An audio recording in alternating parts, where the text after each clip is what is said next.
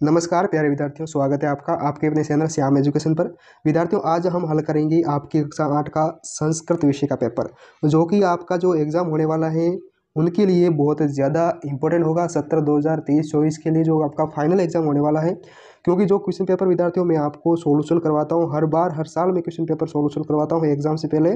Question है 100% विद्यार्थियों उन्हीं में से सप्ते हैं, ठीक है। और जिसकी तैयारी बहुत कम है, बिल्कुल नहीं भी है, तो भी आपको घबराने की कोई ज़रूरत नहीं है। निश्चिंत रहिए, आपका स्कोर है वो विद्यार्थियों, अगर आप वीडियो पूरा देखते हैं, ध्यानपूर्वक अध्ययन करते हैं, तो आपका स्कोर है वो बाकी विद्यार्थियों से बहुत ज़्यादा अच्छा रहेगा। आप कक्षा में अच्छे नंबरों से पास हो सकते हैं अगर आप मेरे द्वारा पढ़ाए हुए तरीके से आप तैयारी करते हैं और वीडियो को पूरा देखते हैं। पूरा सोल्यूशन करवाऊंगा, एक भी क्वेश्चन है वो पीछे नहीं छोड़ने वाला। संस्कृत विषय में बहुत कठिन होती है, पढ़ाने में भी दिक्कत आती है और पढ़ने में भी दिक्कत होती है, ठीक है। जो क्वेश्चन बता रहा हूँ वो आएंगे, बिल्कुल देखने को मिलेंगे। बस आपसे रिक्वेस्ट रहेगी वीडियो पूरा देखें, तभी हमारी मेहनत और आपकी मेहनत दोनों काम आएगी, ठीक है। और चैनल पर नए तो विद्यार्थियों चैनल को आप जरूर सब्सक्राइब करिएगा, ताकि आपका भी फर्ज बनता है विद्यार्थियों, हम आपके लिए इतना करते हैं, आपका भी कुछ तो फर्ज बनता है, ठीक है।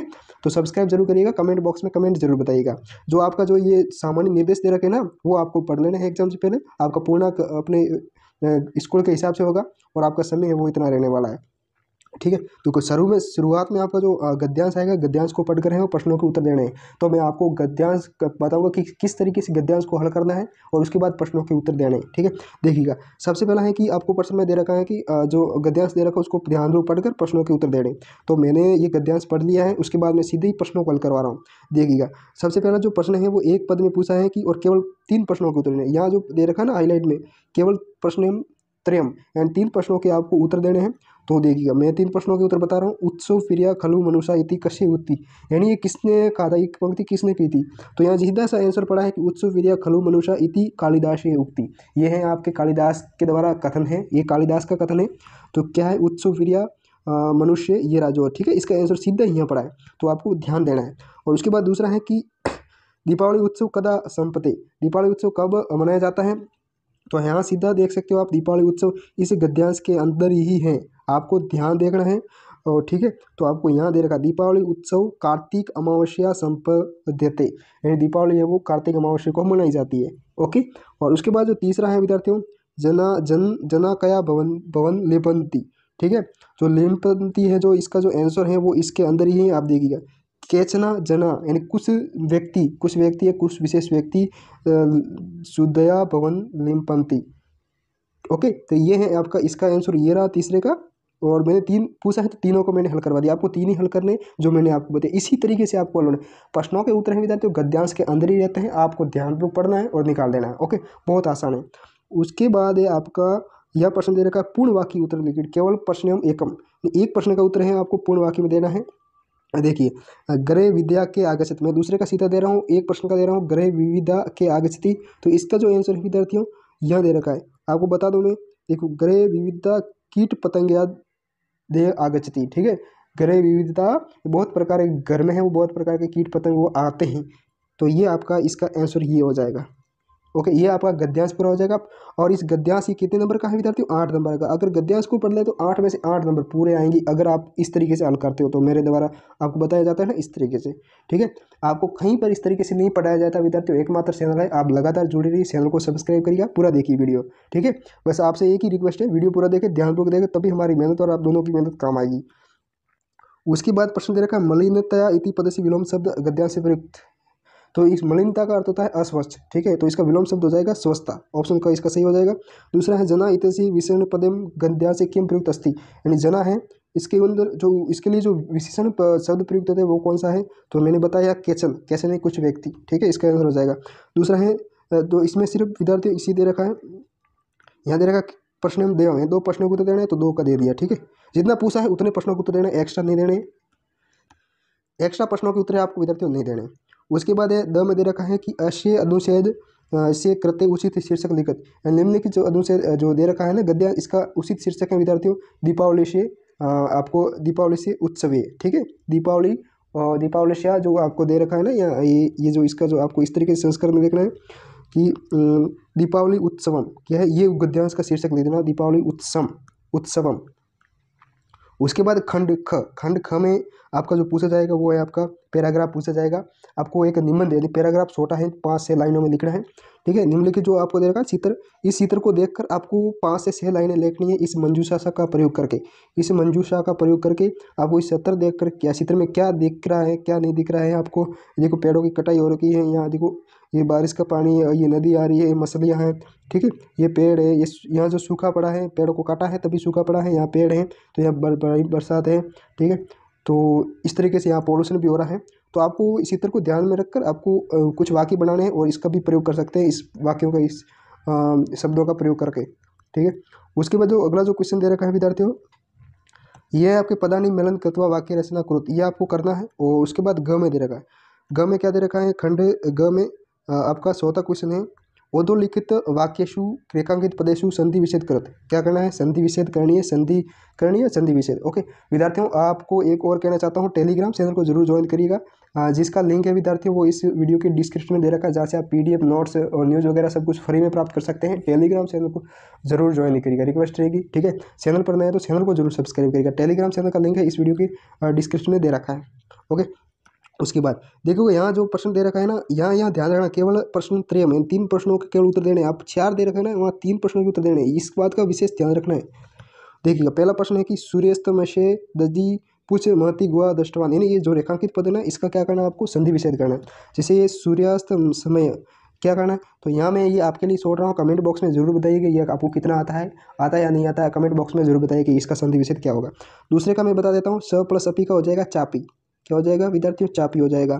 और उसके बाद इत्यादि का, इत्यादि का क्या हो जाएगा आपके, इति प्लस आदय, क्या हो जाएगा, इति प्लस आदय हो जाएगा, ठीक है, इति प्लस आदय हो जाएगा। तीनों का पूछा है, तीनों का। और इसका भी बता दूं, कर्गद प्लस उद्योग यानी कर्गदो उद्योग, यानी कर्ग यहाँ लिखना इस तरीके कर्ग, क्योंकि संस्कृत बहुत ज़्यादा डिफिकल्ट होती है विद्यार्थियों। मैं भी संस्कृत का एक टीचर नहीं हूँ, मैं साइंस का हूँ ऑलरेडी, तो संस्कृत में पढ़ाने में दिक्कत होती है, लेकिन फिर भी कोशिश रहती है कि मैं बढ़िया तरीके से आपको तैयार करवाऊँ पेपर, ठीक है। तो यहाँ इसका आंसर ये लिख देना, ओके। और उसके बाद अगला जो क्वेश्चन दे रखा है आपका क्या है, आपको वर्ण विच्छेद करना है। क्या करना है, केवल 3 प्रश्नों के उत्तर वर्ण विच्छेद करना है, 3 प्रश्नों के। जैसे यहाँ दे रखा है, ये उदाहरण में दे रखा है, तो पुस्तकम का जो वर्ण विच्छेद क्या होगा विद्यार्थियों, पुस्तकम का वर्ण विच्छेद, तो ये थोड़ा लंबा रहेगा, यहाँ लिखने में थोड़ी दिक्कत होगी, लेकिन मैं लिख देता हूँ, प धन उ धन आपका स धन, ठीक है। उसके बाद त धन हो जाएगा, उसके बाद आपका अ धन, और उसके बाद आपका क धन हो जाएगा, उसके बाद आपका अ धन प्लस म, ठीक है। ये आपका इसका वर्ण विच्छेद। आपको इसी तरीके से प्रखरा का भी लिखना है, स्मरण का भी लिखना है और अध्यापिका का भी लिखना है। तीनों का इसी तरीके से वर्ण विच्छेद लिखना है, बहुत आसान है। अगर आप देख सकते हो इसका आगे बहुत आसान है, इस तरीके से मैंने एक का आपको बता दिया, बाकी आपको ही करना है, ठीक है। इस तरीके से आपको वर्ण विच्छेद करना है। ये हो गया आपका 5वां क्वेश्चन हो गया। और उसके बाद आपका 6वां क्वेश्चन है, देखिएगा मैं पूरा हल करवाने की कोशिश कर रहा हूँ, मेरी कोशिश रहेगी पूरा क्वेश्चन का आंसर बताने की विद्यार्थियों, ताकि आपका एक भी क्वेश्चन है वो एग्जाम में गलत ना हो। बस रिक्वेस्ट रहेगी वीडियो पूरा देखें, बहुत बढ़िया तरीके से तैयार करवा रहा हूँ। और उसके बाद 6वां है कि वर्ण संयोजन लिखत, यानी वर्ण संयोजन पद लिखत, यानी वर्णों का संयोजन करके पदों को लिखना है, केवल तीनों का, ठीक है। जैसे ये इसका जो हो जाएगा आपका क्या हो जाएगा, आपको शुल्कम, क्या हो जाएगा, शुल्कम हो जाएगा, ठीक है, ये हो जाएगा।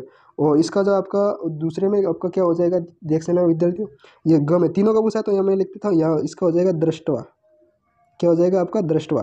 और घ में दे रखा है, यहाँ हो जाएगा आपको भूतवा, क्या हो जाएगा आपका भूतवा हो जाएगा।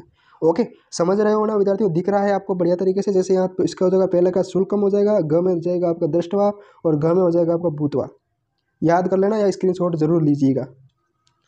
और उसके बाद अगला है 7वां है कि अंकयान करते मंजूषात सित्वा उचित पद पुरेत, यानी अंकों को आपको लिखना है संस्कृत में और मंजूषा का प्रयोग करके हुए।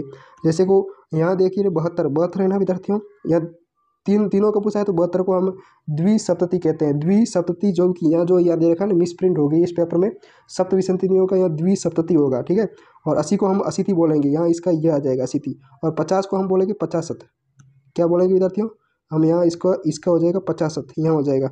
और 33 को बोलेंगे आपको त्रिशंत, क्या बोलेंगे आपको त्रिशंत। समझ रहे हो ना विद्यार्थियों, 80 को बोलेंगे अशीति, ठीक है। 33 को बोलेंगे त्रिशंत, और आपको 50 को बोलेंगे 50, और 72 को बोलेंगे हम द्विसप्तति। द्विसप्तति बोलेंगे। उसके बाद 8वां है कि शब्द रूपाणी चित्रवाणी रिक्त स्थान पूर्ति, रिक्त स्थानों की आपको पूर्ति करनी है। जैसे यहाँ आपको दे रखा है ना, वने नाम किम पर्वत वने नाम सिंह प्रतिवस्थिति इसमें, एंड वन में किस नाम का जो सिंह था, तो खरन खर नाम का क्या होगा, यहाँ इसका खरन करा जाएगा। इसमें महती दृष्टवा सिंह अचिति, तो आपको केवल 3 प्रश्नों का उत्तर पूछा है ना, तो मैं आपको तीनों का बता रहा हूँ, ठीक है। तो यहाँ आपको गुआया आ जाएगा, और इसमें आ जाएगा काल परिवर्तन स और इसका जो चौथे, ये देखो ये तीसरा आपको नहीं करना, चौथा सीधा आ जाना ईमानी सप्त। यहाँ आपको क्या आ जाएगा, आपको ईमानी सप्त राजयानी, क्या आ जाएगी आपको राजयानी, यहाँ आपका राजयानी आ जाएगा। ओके, तो यहाँ बता दिया मैंने, इसका जो खरन खरा जाएगा और इसका यहाँ गुहाया हो जाएगा, इसका राजयानी आ जाएगा। उसके बाद अगला जो क्वेश्चन है वो आठवां है कि धातु रूपाणी शीतवा रिक्त स्थान पूरी, यानी धातु का प्रयोग करके से तो आपको रिक्त स्थान की पूर्ति करनी है। तो पहले अस्माक देशे अष्टविंशति राजधानी संति, तो यहाँ आपका संति आ जाएगा। और उसके बाद मम कौतूहल शांति न, मम कौतूहल शांति न, तो ये आपको नहीं करना, ये ग में नहीं करना विद्यार्थियों, जो नहीं आता है ना वो मैं आपको नहीं करवा रहा हूँ, ठीक है। इसमें पूछा क्या है, आपको यहाँ देना केवल 3 प्रश्नों के उत्तर देने हैं, मैं तीनों को करवा देता हूँ। वो देखिएगा, ग में देगा स्वीकीय बाल बल साधनम भवती, तो यहाँ आपका भवती हो जाएगा।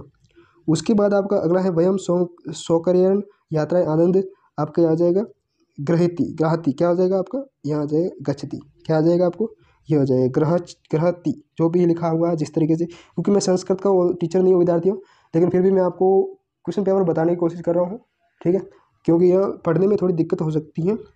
ये थे आपके, मैंने सारे आंसर बताने की कोशिश कर रहा हूँ विद्यार्थियों, और क्योंकि ये देखो संस्कृत का वीडियो है वो बहुत लंबा हो सकता है, क्योंकि ये बोलने में और सॉल्यूशन करवाने में थोड़ी ज़्यादा समय लगता है। तो बस रिक्वेस्ट है कि आप वीडियो आराम से देखिएगा पूरा, देखो 10-15 मिनट का है, ज़्यादा नहीं है। अगर इतने कम समय में आपका स्कोर है वो बहुत अच्छा रहे, अगर आप पास हो जाओ तो यही बहुत बड़ी बात है। बस रिक्वेस्ट है कि चैनल पर नए तो चैनल को सब्सक्राइब करिएगा, टेलीग्राम चैनल को जरूर ज्वाइन करिएगा, लिंक है वो इस वीडियो के आपको डिस्क्रिप्शन में दे रखा है, ठीक है। और देखिए अगला में घ में देखो आपके गद्यांश आएगा, अपठित गद्यांश आएगा, पठित अवबोधनम, ठीक है। अधोलिखित गद्यांश पठित्वा प्रश्न, देखो गद्यांश को पढ़कर प्रश्नों के उत्तर कैसे देने, वो मैंने शुरुआत में पहले प्रश्न बता दिया है, तो सेम प्रोसेस रहेगी, आपको हल कर देना है। ओके, मैं यहाँ हल नहीं करवाऊँगा। और उसके बाद ये 10वें में भी देखो ये दे रखा है, ये भी आप पद्यांश दे रखा है, पद्यांश को भी बहुत आसान तरीके से हल करना है, ठीक है। और उसके बाद 10वें में देखिएगा आपको क्या दे रखा है, अधोलिखित संवाद पठित्वा प्रश्न प्रदत्त प्रश्न उत्तराणी लिखित, तो ये आपको संवाद दे रखा है ना, तो संवाद को पढ़कर आपको प्रश्नों के उत्तर देने हैं। तो इसके अंदर ये संवाद के अंदर यानी एक तरीका का ये भी एक गद्यांश है, ये भी आपका एक तरीके से गद्यांश है। तो 10वें में भी आपको गद्यांश, जो शुरुआत में मैंने पहला प्रश्न कराया था उसी तरीके से आपको इसे भी हल करना है। मैं नहीं करवा रहा हूँ ताकि क्या है कि बार बार वही प्रश्न कराऊँ तो वो समय भी नष्ट होगा और सेम प्रोसेस रहेगी जिस तरीके से वो रहती है। 11 में देखा मंजूषात समुचितानी पदानी चित्वा उदोलिखित श्लोक से अन्वत पुरेत, यानी निम्नलिखित आपको जो ये मंजूषात दे रखे हैं ना समुचित पद, तो ये आपको यहाँ खाली जगह में भरना है। इस श्लोक का ये संस्कृत में अनुवाद है, संस्कृत में अनुवाद है, और संस्कृत में अनुवाद में जो खाली जगह दे रखी है ना इसकी जगह आपको इस पदों को भरना है। अब पहले पद में क्या आएगा, दूसरे में क्या आएगा, तीसरे में, चौथे में क्या आएगा, तो मैं आपको बता दूँ। तो यह है ना यहाँ विद्यार्थियों, ये आपका देखो यहाँ प्रखरा पाषाण आ जाएगा, यहाँ आपको पाषाण आ जाएगा। ओके, और दूसरे में आपका क्या आ जाएगा, घोरा, तो यहाँ आपको क्या हो जाएगा, हिंसा, हिंसा आ जाएगा, यहाँ क्या आ जाएगा, हिंसा। और उसके बाद तीसरे में दे रखा है ना खल सुदस्क्रम, तो यहाँ जो आपका जो आएगा वो गमनम आ जाएगा, तो ये यहाँ मैं लिख देता हूँ गमनम। और लास्ट में आपको पता ही है कि चरणम आ जाएगा, लास्ट में आ जाएगा चरणम। तो बढ़िया तरीके से मैंने बता दिया है कि क्या कौन सी खाली जगह में कौन सा आएगा, कौन सी में कहाँ है। तो ये तैयार कर लीजिएगा विद्यार्थियों, तैयार कर लेना है क्वेश्चन पेपर को जो मैंने बता दिया है ना, बस ये काफ़ी आपके लिए बहुत ज़्यादा अच्छा रहेगा। और उसके अंदर उसके बाद आपका लास्ट में जो क्वेश्चन है ना 12वां, वो आपको क्या करना है, मिलान करना है। जैसे कि देखिएगा अयम प्रदेश, यहाँ आ जाएगा अयम प्रदेश, और ईमानी जो यहाँ जाएगा आपका विद्यार्थियों आपका प्राचीन इतिहास और महत्वाधायनी संस्कृति, और ईमानी राजयानी, यहाँ जाएगा ईमानी राजयानी। ओके, तो ये था पूरा। देखो विद्यार्थियों पूरा का पूरा सोल्यूशन करा दिया मैंने, संस्कृत का एक भी क्वेश्चन है वो पीछे नहीं छोड़ा, कोशिश रही है मेरी कि पूरा का पूरा सोल्यूशन कराऊँ। बस अब आपकी बारी है, वीडियो को उम्मीद है कि आपने वीडियो को पूरा देखा होगा, क्योंकि अगर आप पूरा देखा है तो आप निश्चिंत तौर पर निश्चिंत रहिए, क्योंकि आपका स्कोर है वो बहुत अच्छा रहने वाला है, क्योंकि इससे बाहर मुझे नहीं लगता कोई क्वेश्चन एग्जाम से बाहर जाएगा, ठीक है। तो अब मिलते हैं अगले वीडियो में। अब तब तक आप बने रहिए हमारे चैनल पर। ठीक है, मिलते हैं अगले वीडियो में, तब तक बने रहिए। धन्यवाद, जय हिंद।